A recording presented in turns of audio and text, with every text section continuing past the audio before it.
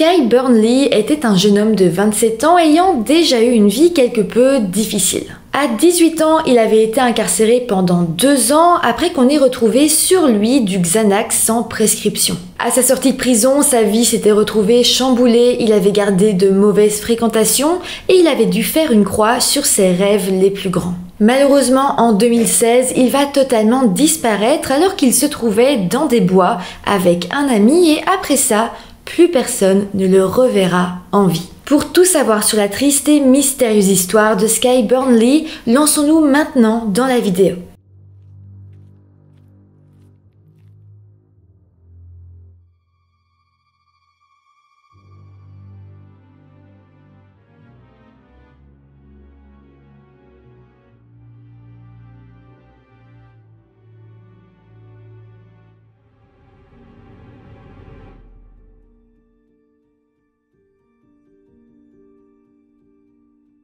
Hello tout le monde, j'espère que vous allez bien. Aujourd'hui on se retrouve avec une histoire qui est très mystérieuse. Cette histoire est intéressante ici parce qu'on va se poser la question de l'utilité d'une peine de prison pour un petit criminel, j'ai envie de vous dire, parce que vous allez voir qu'en soi dans cette histoire, c'est l'incarcération de Sky qui va complètement changer sa vie. Avant de commencer, comme d'habitude, je vous rappelle de vous abonner à la chaîne si ce n'est pas encore fait. Merci à tous ceux qui sont abonnés, merci à tous ceux qui s'abonneront. Vous pouvez aussi me suivre sur mon compte Instagram si vous voulez parler un petit peu plus avec moi, suivre ma petite vie au quotidien. Donc voilà, franchement, n'hésitez pas. À présent, maintenant que tout ça est dit, eh bien, lançons-nous dans cette triste histoire. Joseph Skyler Burnley est né le 18 octobre 1988 aux États-Unis, dans l'État du Mississippi. Il a grandi avec sa mère, Stacy, ainsi qu'avec son frère qui avait 1 an de moins que lui, et sa petite sœur qui est née lorsqu'il avait 9 ans. Dès sa naissance, il a toujours été appelé par son deuxième prénom, Skyler,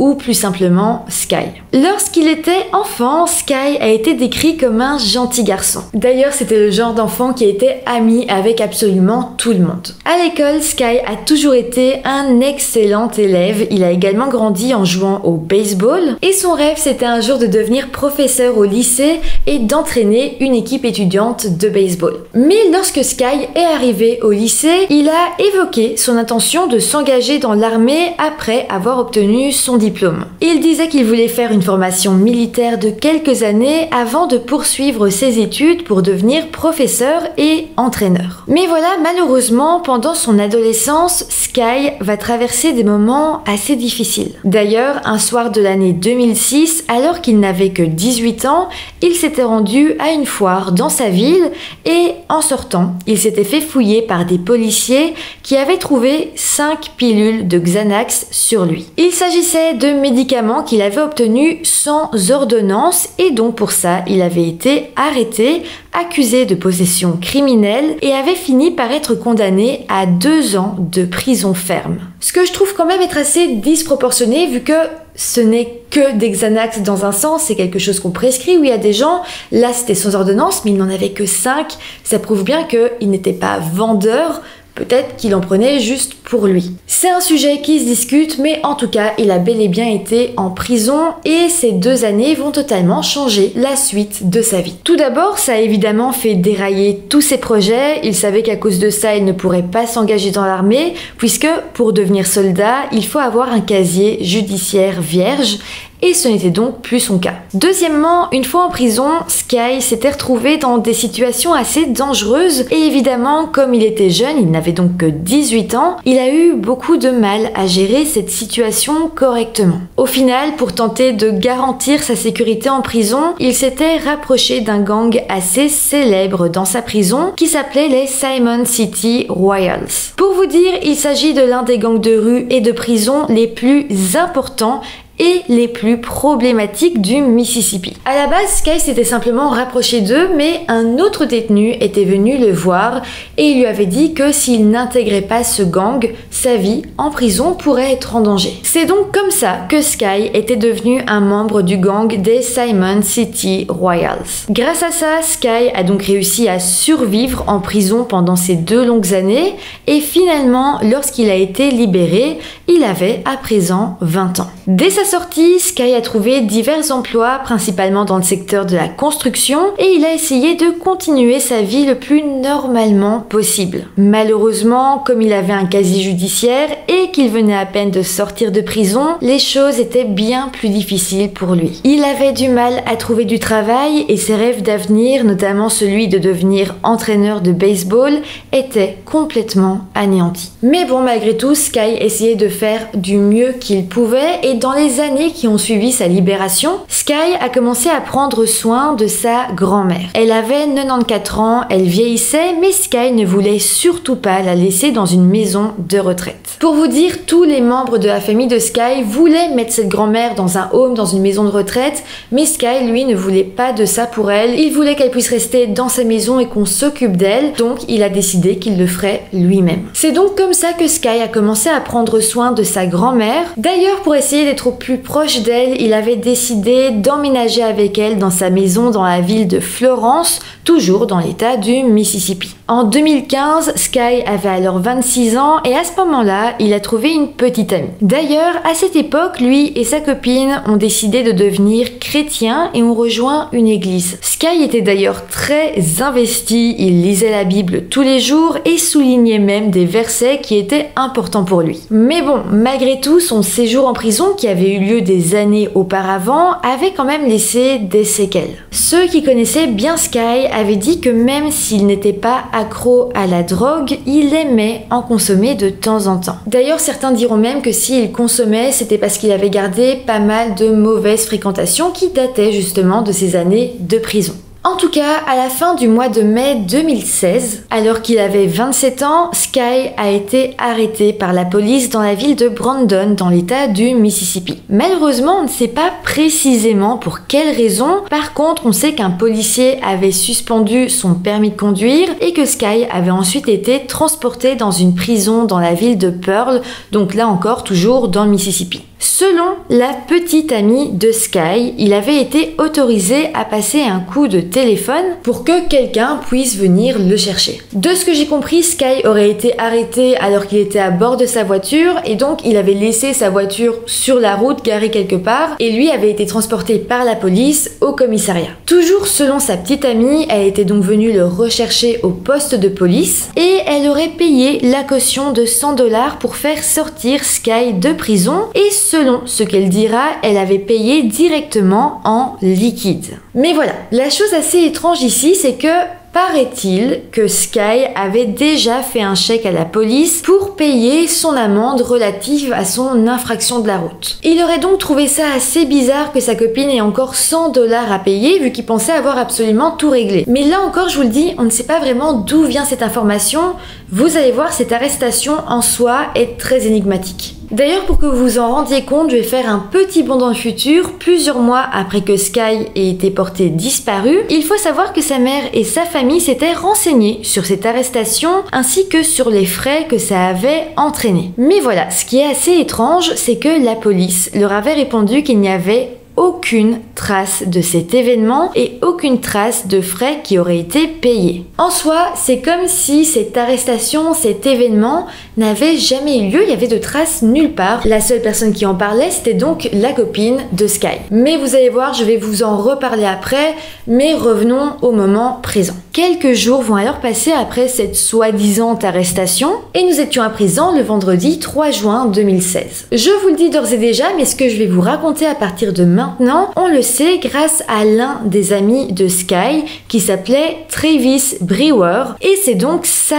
version des faits. Alors, le soir du vendredi 3 juin, Sky s'était donc rendu chez son ami Travis qui vivait avec sa petite amie Amanda ainsi que leur fille de 4 ans dans la ville de Pearl sur la rue Cedar Brook. De ce qu'on sait, il y avait un autre homme qui était présent à ce moment-là chez Travis. Il s'agissait en fait d'une connaissance de Travis, un jeune homme du nom de Matthew McCoy. Là encore, ce qui s'est passé ce soir-là est quand même assez flou, mais de ce qu'on sait, Matthew aurait pris la camionnette de Travis et serait parti avec sans lui demander, donc en gros, c'était du vol. Je ne sais pas du tout pourquoi Matthew avait volé la camionnette de Travis, mais une chose est sûre, c'est que Travis voulait la retrouver au plus vite. Il s'était alors rappelé qu'il avait laissé son téléphone portable dans sa camionnette et donc grâce à ça, il avait réussi à la localiser grâce au GPS de son téléphone. Une fois sûr de la localisation de la camionnette, Travis, sa femme Amanda ainsi que leur petite fille de 4 ans et Sky, qui était toujours là, sont montés dans la voiture d'Amanda et sont partis à la recherche de cette camionnette. Ils auraient alors suivi le GPS jusqu'à une zone boisée du comté de Rankin, près de Bridge Road, à une vingtaine de minutes de la maison de Travis et Amanda. Une fois arrivés sur place, ils avaient alors garé la voiture et Amanda et sa fille de 4 ans étaient restées à l'intérieur pendant que les hommes étaient partis à la recherche de la camionnette. Travis et Sky avaient alors de leur côté décidé de se séparer pour essayer de couvrir le plus de terrain dans le champ et dans la forêt. Travis avait d'ailleurs déclaré que même s'il avait une idée générale de l'endroit où se trouvait son véhicule, il ne savait pas non plus exactement où est-ce qu'il était garé, donc il fallait quand même pouvoir parcourir la zone.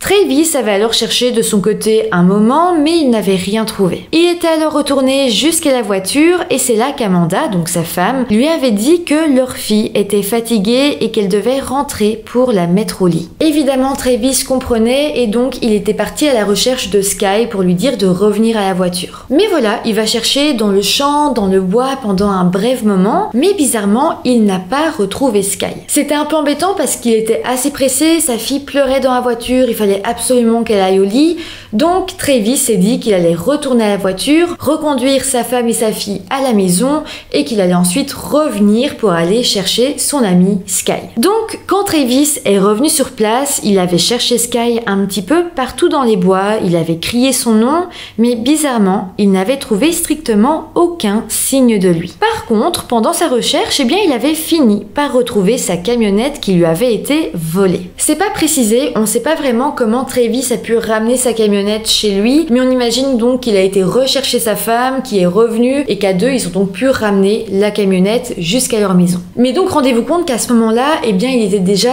très tard dans la nuit, et Travis s'est dit que sans doute Sky devait être rentré d'une manière ou d'une autre, ou en tout cas que d'ici le lendemain matin, il allait sans doute avoir des nouvelles. Mais voilà, je vous le dis déjà, Travis ne va recevoir aucun appel de Sky, aucune de ses nouvelles. Alors, le lendemain matin, alors que le soleil se levait, Travis a décidé d'appeler le 911 pour expliquer la situation. Il va expliquer que son camion avait été volé et que son ami était à présent porté disparu. Les autorités ont pris les choses au sérieux directement et ont donc commencé à fouiller la zone où Sky avait été vue pour la toute dernière fois. Les enquêteurs ont effectué des recherches à pied avec l'aide de chiens pisteurs et des hélicoptères ont parcouru la zone mais n'ont rien trouvé. Pourtant en soi les bois étaient pas très grands et surtout ils étaient entourés de tous les côtés par des routes. À partir de là, la disparition de Sky semblait alors de plus en plus étrange. Là, les enquêteurs se sont alors à nouveau penchés sur la déclaration que Travis avait faite lorsqu'il avait signalé la disparition de Sky. C'est là qu'ils avaient fini par remarquer que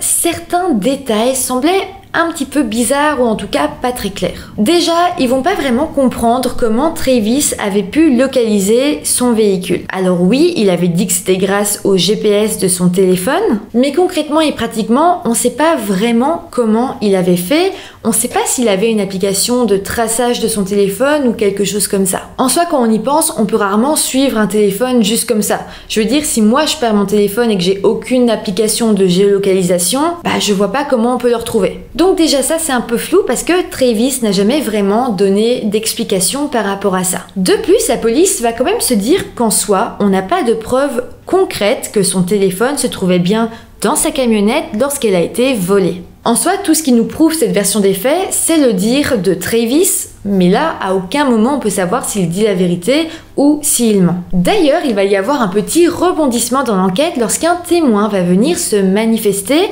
témoin qui est resté anonyme. Je ne sais pas si c'était un voisin, s'il passait dans la rue à ce moment-là, mais selon lui, le soir de la disparition de Sky, au moment où la camionnette a été volée, le téléphone de Travis avait en réalité été retrouvé dans la cour de sa propre maison, comme si l'homme qui avait volé la camionnette avait simplement jeté le téléphone par la fenêtre pour s'en débarrasser. Donc, si ce que ce témoin disait était vrai, ça prouverait donc que Travis avait menti et qu'il n'avait pas pu tracer sa camionnette grâce au GPS de son téléphone. Mais en soi, là encore, il n'y a aucune preuve qui appuie l'une ou l'autre version, c'est vraiment la parole du témoin contre celle de Travis, on est sûr de rien. Mais en tout cas, une chose est sûre, c'est que pour les enquêteurs qui avaient déjà des doutes, ce témoignage les poussait à se poser encore plus de questions vis-à-vis de ce Travis Brewer. En parallèle de tout ça, la mère de Sky, Stacy, s'est alors mise à essayer de retrouver son fils par elle-même. Elle avait appelé absolument toutes les personnes qui étaient proches de Sky, mais personne ne l'avait vu. Assez rapidement, elle va d'ailleurs se dire que quelque chose de grave devait lui être arrivé, notamment parce que Sky ne serait jamais parti en laissant sa grand-mère dont il s'occupait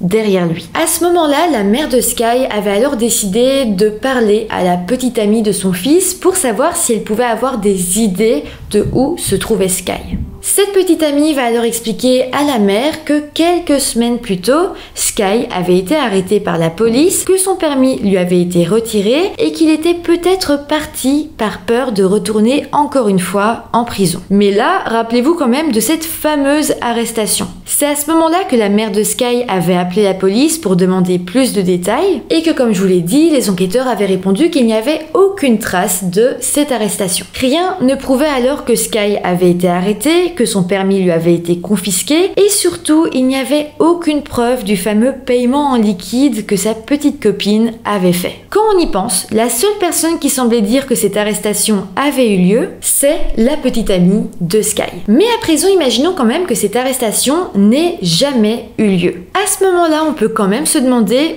où était en réalité parti l'argent en liquide soi-disant donné à la police. Si on va plus loin, on peut même se demander si cet argent n'avait pas servi à engager quelqu'un pour faire du mal à Sky. Ça ne reste qu'une supposition, mais tout de même, ça me paraissait important de soulever ce point. En tout cas, par la suite, l'enquête va continuer et plus tard, la police va trouver des images de caméras de surveillance datant du jour où l'on pense que Sky a disparu. Sur ces images, prises dans une station-service située à quelques pas de la maison de Travis et Amanda, on voyait alors Sky et son ami Travis et même la petite fille de 4 ans de Travis. Sky semblait d'ailleurs se comporter tout à fait normalement. Et en soi, grâce à ces images, on peut quand même confirmer une chose, c'est que ce jour-là, Sky se trouvait bien avec Travis, avec Amanda et avec leur enfant. C'est pas grand-chose, mais on a tellement peu de certitude dans cette affaire que quand même, savoir qu'il se trouvait avec eux le jour de sa disparition, c'est rassurant, on se dit qu'au moins ça, c'est vrai. De plus, la vidéo nous a quand même permis de savoir que ce jour-là, Sky portait une casquette de baseball, une chemise boutonnée jaune à manches courtes et un short bleu. Mais pour en revenir à l'enquête, les autorités ont fouillé minutieusement et à plusieurs reprises toute la parcelle de bois où Sky semblait avoir disparu, mais malheureusement, rien n'a jamais été retrouvé.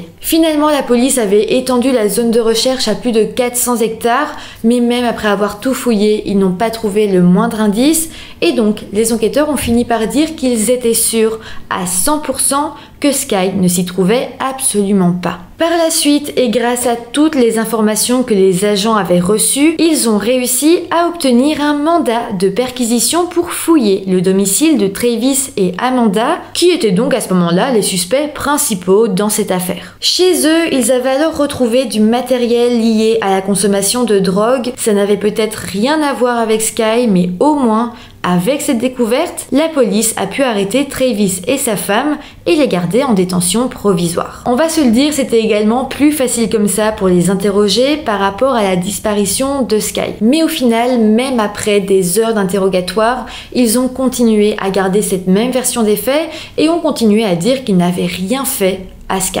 Aujourd'hui, Sky n'a donc jamais été retrouvé et il y a de grandes chances qu'il ait été victime d'un acte criminel. Alors oui, Travis, donc son ami, est suspect. La petite amie de Sky est également assez suspecte, notamment avec cette histoire d'arrestation. Mais il faut quand même noter que la région où Sky a disparu se trouvait dans les alentours du comté de Jackson et là-bas, il y a le taux de criminalité le plus élevé de tout l'État du Mississippi. Mais il y a également une autre piste à exploiter. On se rappelle que Sky avait été affilié à un gang dans sa prison. Selon ses proches, il n'en faisait plus partie, mais en soi, on n'en est pas vraiment sûr. Est-ce que ce gang l'avait réellement laissé partir à sa sortie de prison? En soi, on ne sait pas, et c'est vrai que quand on fait partie d'un gang, on y est toujours lié d'une manière ou d'une autre tout au long de sa vie. Je me dis alors qu'il y a quand même une possibilité quelque part que ce gang ait quelque chose à voir avec la disparition de Sky.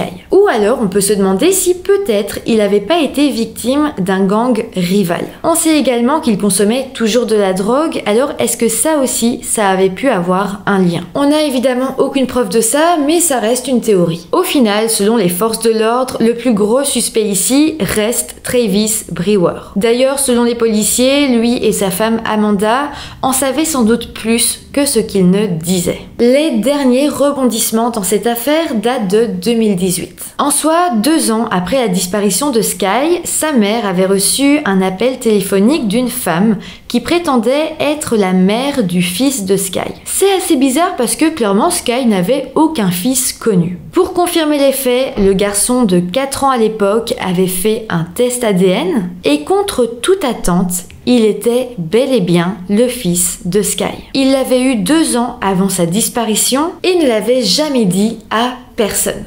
Après, d'un autre côté, on ne sait pas vraiment si Sky était au courant qu'il avait un fils. S'il le savait et qu'il n'avait rien dit, à ce moment-là, ça pourrait nous confirmer que Sky cachait des choses à ses proches et qu'il avait même peut-être une double vie. Malheureusement, c'est tout ce qu'on sait pour le moment de cette affaire. Il a disparu il y a 9 ans. On n'a pas vraiment plus d'informations, mais on garde espoir qu'un jour cette affaire puisse être résolue. En tout cas, n'hésitez pas à me dire en commentaire tout ce que vous en avez pensé, à me dire pour vous quelles sont ou quelle est la théorie la plus probable. Sinon, n'hésitez pas à mettre des petits pouces en l'air si la vidéo vous a intéressé, à vous abonner à la chaîne et moi je vous dis à très bientôt